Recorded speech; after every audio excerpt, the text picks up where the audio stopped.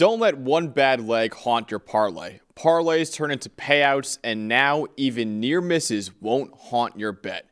The NFL season is here, and DraftKings Sportsbook, an official sports betting partner of the NFL, is rewriting the rules with Ghost Leg, a new game-changing promotion that turns close calls into cold, hard cash. Best of all, it's available to all DraftKings customers.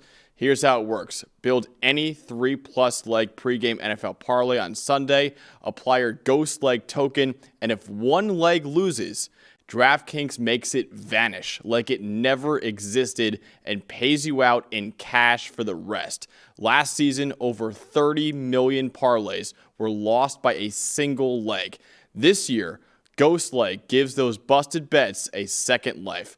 No more busted parlays that haunt you all season. With Ghost Leg, the bad leg vanishes. The payout doesn't. Download the DraftKings Sportsbook app and use code PFF. That's code PFF to unlock Ghost Leg, the promotion that makes one bad leg disappear and pays you out in real cash. Ghost your losses, get your payout in partnership with DraftKings Sportsbook. The crown is yours. In what was one of two, I have to imagine, most selected games for survivor pools everywhere, the Arizona Cardinals squeak it out in New Orleans against the New Orleans Saints. And I know a lot of people, myself included, who picked the Arizona Cardinals to win this game for my Survivor League that I am in, are thankful for that. 20-13 was the score in this one. Arizona wins it. Let's look at the top 5 graded players that we had for the Cardinals in this game. Cornerback Will Johnson, a 90.2. God, we had some good rookie performances. Why did he go in round 2? Why? Well, he went in round 2 because of the foot injury. And okay, but, you know, just nonsense. I think that we'll get to this again when we talk about the Eagles, because the Eagles is the same thing, right? Jahad Campbell looked incredible in game 1 of him with the Philadelphia Eagles. And Jahad Campbell goes all the way at the back end of the first round. Should have never gone to the back end of the first round, but he did because teams were sort of like concerned about the shoulder. Because he had the shoulder injury, and we were dealing with a shoulder injury with a linebacker who their entire job is put their shoulder on somebody to tackle him. Like, you get a little bit worried about that. No team wants to draft a guy that's not going to be available for them, or that the tape that they watched in college is affected from an injury and they're not going to get that same kind of player. However, I think that NFL teams go overboard with it. I think that they go overboard with medicals like this specifically, where you go, well, okay, are we going to have to cut off his foot? Well, are we going to have to amputate his foot? It's a thing, too. Is he going to be playing out there with a peg leg? Because if he's not, his foot's probably going to get better. And he was one of the best corners in the country when he was fully healthy 2 years ago. It's a thing, too, of, to me, okay, if you're worried about maybe a chronic issue long term. Right? Sure. If you're worried, obviously. If you're worried about a guy, what a guy's knee is going to be like when he's 32, well, he's 21 right now. Right. You can worry about That's that when he's 32 or sooner. I get why they do it. I think teams go overboard with it. I think teams go overboard with the medicals during the draft process. But especially when it comes to prospects that could be as difference-making as ones that have the talent ceiling that like a Will Johnson does, or a Jahad Campbell or whoever. But anyways, really quick, I know you guys threw up the graphic and we started talking about something else.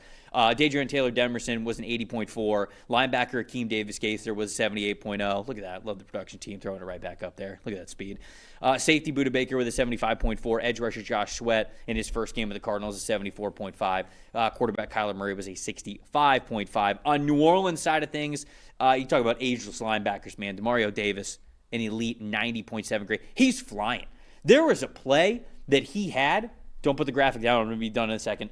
There was a play that he had where I'm pretty sure it was Tip Ryman was coming behind the line of scrimmage in like a split zone run blocking concept. And Demario Davis put his shoulder into his chest and knocked him straight on his ass. And Demario looked at him after the play. It's basically like, welcome to New Orleans with a hit like that. Safety Julian Blackmon with an 83.9. Edge rusher Cam Jordan with a 80.8. Center Eric McCoy with a 79.7. Rookie offensive tackle Kelvin Banks Jr. with a 69.1. And then Spencer Rattler in this game. Not too bad. 77.3. South told the story, Dalton. Yes, Rattler wasn't too bad. You're talking about a Don't do 77. this to me. Come on. Saints Come just on. It's the Rat Pack. It's just so plotting. Like they just don't, and even the two big time throws he did make. There was one at the very end of the game, similar to the Bucs game, that got broken up like right at the goal line or in the end zone. Only one deep completion, 5 of 15 on 10-plus yard throws. It did have the interception to Will Johnson deep down the field. 4.7 yards per I just think this Saints offense, it can't just be 4 yards at a time. It's so hard to win like that. And that's what it felt like to me watching this team was, yeah, Rattler didn't play that badly, right? But also, do we ever get to a point with these Saints quarterbacks, either of them this year, where it's you go from, okay, you're not playing that bad to, okay, where you're actually playing good enough for us to win football games. And not that, again, Rattler wasn't bad in this game per se, but you just don't see much explosive out of this offense at all. I mean, that's the big problem for me. So, and the Cardinals are pretty good at preventing explosive plays. It's something they got better at last year. They might even be better this year with Will Johnson back there. But that's the thing for me. I watch the Saints offense, and it's just plodding one small step at it. It takes forever for them to score, and they just don't get enough chunk plays. And it was a tight in the box game. The Cardinals did not play as well in this game as I thought they would. That was another theme here. So now you have both teams who, outside of a couple of shot plays from really one shot play from Murray to Marvin Harrison, very plodding back. And this was like a very 3 yards at a time sort of game. And for the Saints through the air, I mean, this is the problem with their quarterback situation, is that the exact issue is they just don't have enough juice at quarterback to work things down the field and get consistent chunk plays. Yeah, first impressions mean a lot. And the first impression that we ever had of Spencer Rattler was that first year that he was at Oklahoma, right? 9.4 big-time throw percentage that season. Folks, that is nuts. I mean, some of the best quarterbacks in the NFL have like a 6-7% big-time throw percentage. Spencer Rattler had a 9.4% big-time throw percentage that first year that he was with Lincoln Riley when he was at Oklahoma. The next year, it was a completely different season, but we thought it was going to be an outlier because the first thing that we saw of Spencer Rattler was of him, this big game hunter type of a quarterback. Let's see, I had it up here a second ago. It was 1.5% the next year, but it was a different offense. That was the year that I think Caleb Williams replaced him. Yep. So it was like, okay, 4 games or something. You just kind of like throw that out. Okay, whatever. That doesn't really count. First year that he's at South Carolina, big time throw percentage 5. You go, okay, great. That second year, his final year that he was at South Carolina, is a 2.8. And what we had this past game is a 2.5. Like, he's not even close to that same quarterback that he was that first year when he was at Oklahoma. And I very much understand being in a Lincoln Riley offense in Oklahoma when they were still in the Big 12, very different from playing in the SEC and even playing in the NFL. But it's just still strange to me that Rattler, who is billed as this high-profile 5-star gunslinger quarterback, like that's not who he is anymore. That's not how he wants to play the game. And so that's kind of what, to me, the Saints are going to be. This was exactly how the Saints wanted to play this game. They were playing an opponent that did not have their best game, and they still lost at home. That makes it tough for me to think that New Orleans isn't picking in the top 3 next year when it comes to the draft. Absolutely. I mean, there's just that's what you have is there's such a low ceiling on this offense. And think about, to me, the two best players. Now, and obviously Alvin Kamara is still good, but he's getting older.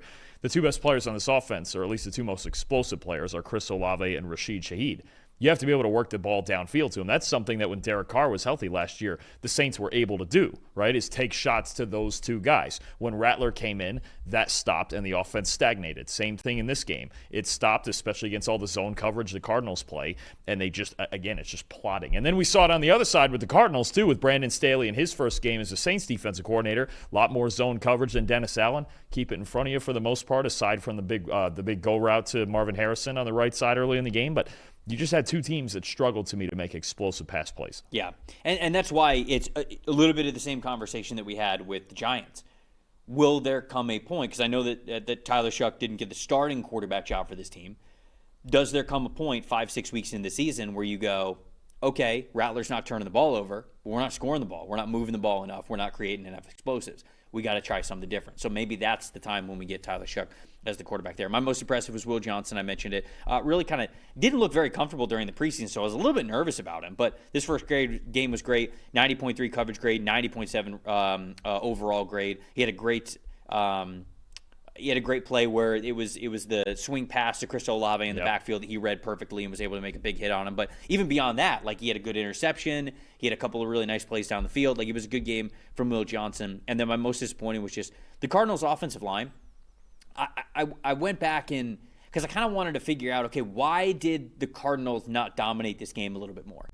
And I'm going to be honest, like, I think that the Cardinals' offensive line is just very low ceiling. I'm watching this game, and the Saints defenders are flying. Like, they're flying all over the place. And I feel as though the Cardinals have an offensive line of guys that know how to, maybe reach block and angle a guy off, or, wall off a defender to where he can't get to where the ball is. But there's not a lot of impact blocking going on here. You don't have we're not pulling one of these guards and they're, making a big block where you're totally kicking somebody out. Are they running into the player? Yeah, they'll run into the player and kind of do their job. But I was sort of wanting more violence in the play of this Cardinals offensive line. And I just don't know how high the ceiling is for this Cardinals offensive line, how big of people movers and maulers they're going to be for a team that would love to win on the ground, would love to win with Trey Benson and James Conner, and sort of let the passing attack be an extension of what they could be on the ground. I think that's when the Cardinals are operating best in Drew Petzing's offense. But when I rewatched it, I felt as though the Saints' defensive line and their front seven was dictating things in that game.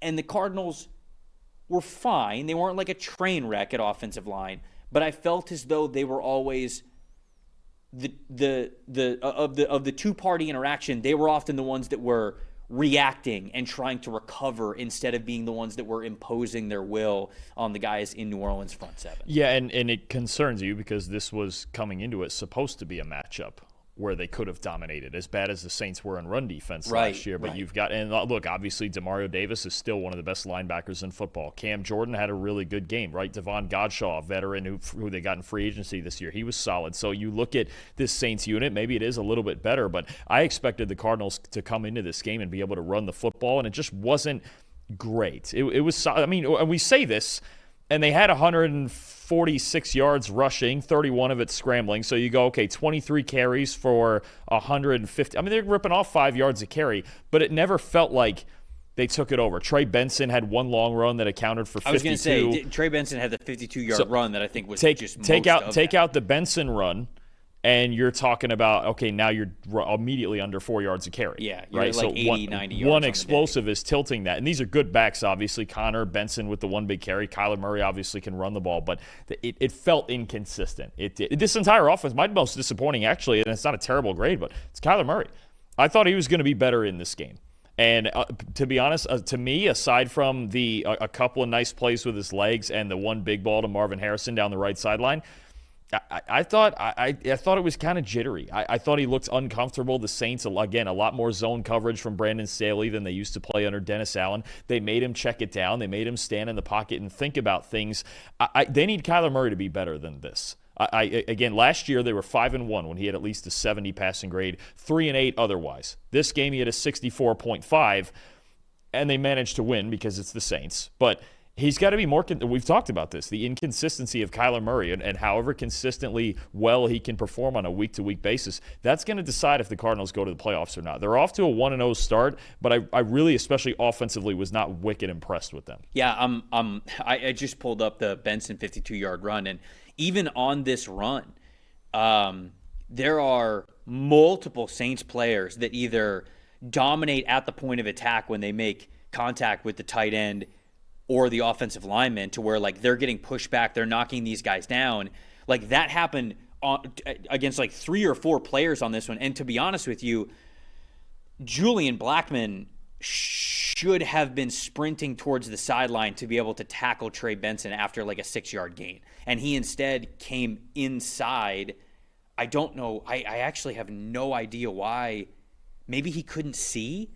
I'm just looking at the end zone angle of it right now. Maybe he just didn't have a good look at it and didn't even know where Trey Benson was with the ball. But he should have had like full outside contained to the sideline, and he didn't. He cut inside as if Benson was gonna like run off tackle or run sort of like a mid zone play instead of an outside zone play. But even on that play, the Cardinals' offensive line was sort of leaving a lot to be desired, and I felt like they were getting hit in the mouth by a lot of the Saints defensive linemen. So it's.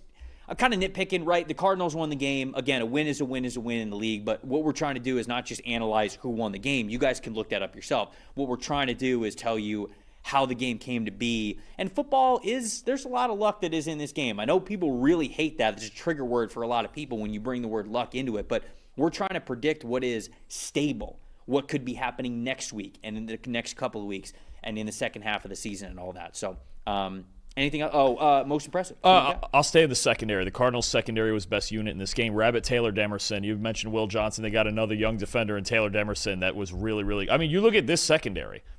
Johnson, Garrett Williams, Budda Baker, Jalen Thompson, now Taylor Demerson, 78.4 coverage grade, 5 targets, 2 catches allowed for 15 yards, couple of stops as well. This secondary is just getting more and more depth to it, and Jonathan Gannon's really liking the way that they prevent explosive plays, and you've got all this young talent and speed in this secondary. It's very quietly one of the best units, if not the best unit across the board on this team. I think his secondary is going to keep him in a lot of games, and it really was the best one in this game.